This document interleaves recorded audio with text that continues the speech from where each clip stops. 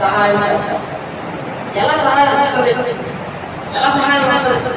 నీకు ఎలా సహాయం వస్తున్నారు? నీకు సంబంధం నీకు జ్ఞానం సంబంధం ఎలా ఖర్చు చేసేది? ఇంటి రెంట్ కట్టాలి, పిల్లల స్కూల్ ఫీజు కట్టాలి, ఆలోచన బిల్లు కట్టాలి.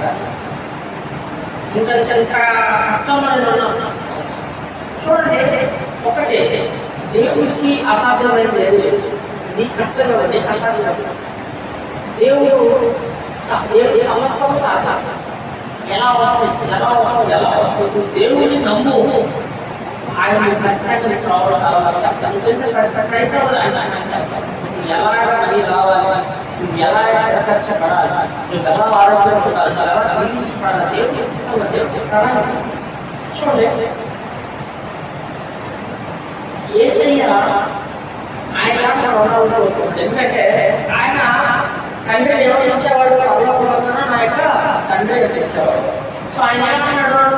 ఇక్కడ నుంచి పరలోకమందున నా తండ్రి నేను కాదు, నీకు కూడా నేను అధికారం చేస్తున్నాను. ఇక్కడ నుంచి నా తండ్రి మీరు కూడా తండ్రి అని చెప్పాలి.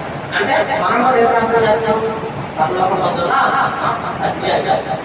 సో ఆ యొక్క పరలోకమందున తండ్రి యేసు తండ్రి యేసు తండ్రి అన్నాడు. పరలోకంలో నా తండ్రి ఆయన తండ్రి మనకి తండ్రిగా చేశాడు. సో తండ్రి ఏదైతే చేస్తాడో అది కుమారుడు చేస్తాడు. సో ఇప్పుడు తండ్రి చేసేది కుమారుడు చేయగలిగాడు. సో ఇప్పుడు మన తండ్రి పరలోకం తండ్రి చేసి మనకు కూడా చెయ్యగలుగుతాము అనేది మనం నమ్మాలి.